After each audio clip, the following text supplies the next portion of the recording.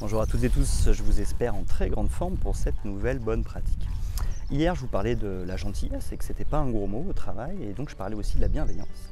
Et je voulais aujourd'hui, dans cette bonne pratique, insister sur un point dans la bienveillance. Si vous souhaitez mettre en place la bienveillance au travail afin de motiver vos équipes, n'oubliez pas que cette bienveillance, elle doit être sincère. C'est-à-dire que, clairement, si vous n'êtes pas convaincu par la bienveillance, si vous pensez que la bienveillance c'est du bluff, c'est quelque chose qui ne fonctionne pas et qui ne pourra jamais fonctionner, ne le mettez surtout pas en place. En effet, la bienveillance est une sorte de gentillesse finalement au travail, ça doit être sincère. Sinon les employés vont le voir. Et s'ils voient que vous essayez d'être bienveillant mais que finalement vous ne le pensez pas, ça va créer des distorsions dans les relations, puisque finalement ça va être des manques de sincérité.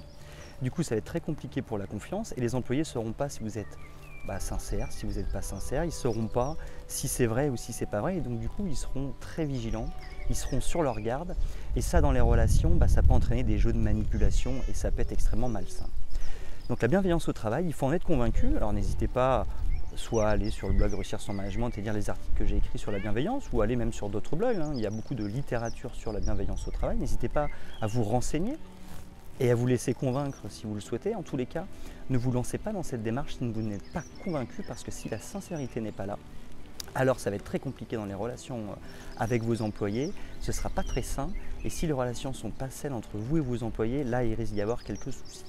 Voilà, c'était un petit point de vigilance comparé par rapport à la bienveillance au travail. Voilà, j'espère que cette bonne pratique du jour vous a été utile et je vous donne rendez-vous dès demain pour une nouvelle bonne pratique.